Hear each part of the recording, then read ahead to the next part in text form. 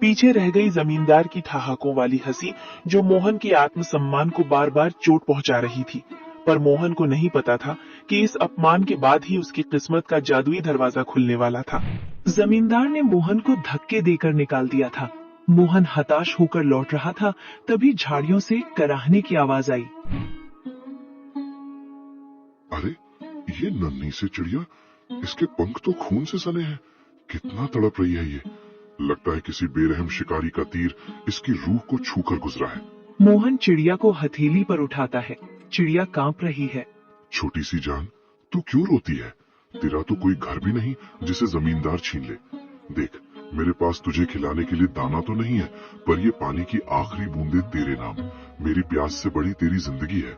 मेरी धोती का ये टुकड़ा शायद तेरे घाव ना भर पाए, पर तेरी तड़प को थोड़ा आराम तो दे सकता है। मोहन अपनी फटी कमीज का कोना फाड़ता है और बड़ी कोमलता से चिड़िया की पट्टी करता है।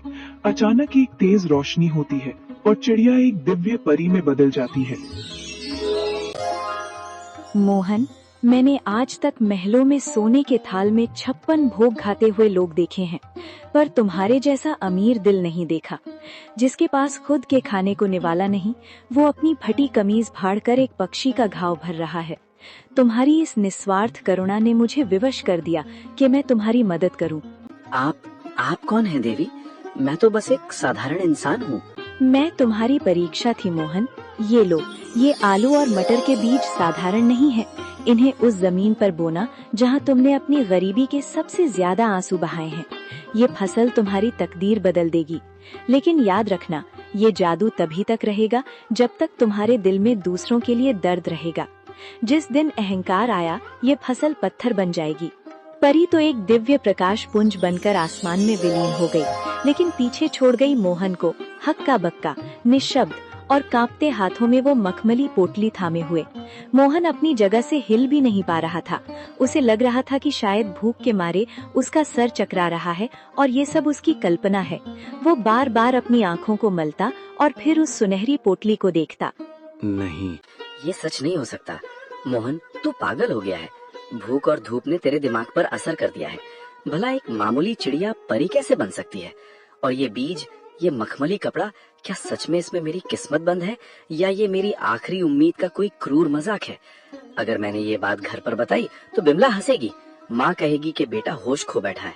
पर ये पोटली, इसका स्पर्श कितना कोमल है, जैसे किसी ने रूह को सहला दिया हो।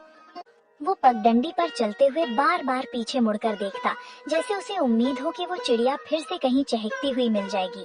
उसके मन में डर और उम्मीद की एक जंग चल रही थी। पैर थक कर भारी हो रहे थे, पर दिल की धड़कनें किसी अनहोनी की आहट से तेज थीं। मोहन जैसे ही घर पहुंचा, उसने देखा कि दीपक आंगन में मिट्टी से खेल रहा है और बिमला चूल्हे के पास बैठी सूखी लकड़ियां बटोर रही है।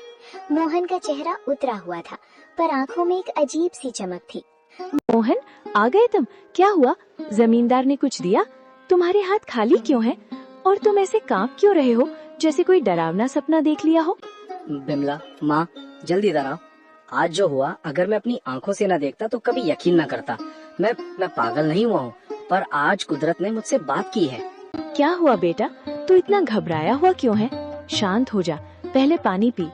माँ, आज रास्ते में मैंने एक घायल चिड़िया की जान बचाई। उसे पानी पिलाया, अपनी कमीज फाड़कर उसकी पट्टी की, और फिर पलक झपकते ही वो चिड़िया एक नुमानी परी में बदल गई। उसने कहा कि वो मेरी परीक्षा ले रही थी। उसने मुझे ये बीज दिए हैं माँ। उसने कहा कि ये जादुई आलू और मटर हैं। अगर इन्हें सच्चे मन से बोया जाए तो ये हमारी तकदीर बदल देंगे। बिमला, हैरानी और अविश्वास से, परी? मोहन, क्या कह रहे हो? कहीं भूख के मारे तुम्हारी तबीयत तो नहीं बिगड़ गई? इस जमाने में परियां कहाँ आती हैं? हमें मेहनत से रोटी नहीं मिल रही और तुम करिश्मे की बात कर रहे हो? बिमला, मुझे भी यकीन नहीं हो रहा था। रास्ते भर मैं खुद को यही समझाता रहा कि मैं सपना देख रहा हूँ। पर देखो इस पोटली को, क्या ये किसी गरीब किसान के घर की चीज लग रही है?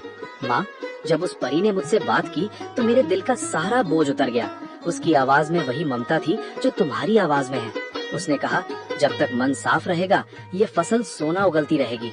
बेटा, इस दुनिया में जो हम देख नहीं पाते, इसका मतलब ये नहीं कि वो होता नहीं है। तेरी ईमानदारी का सिला देने खुद विधाता किसी न किसी रूप में आते ही हैं। बिमला, शक मत कर, ये बीज नहीं, ये हमारे सब्र के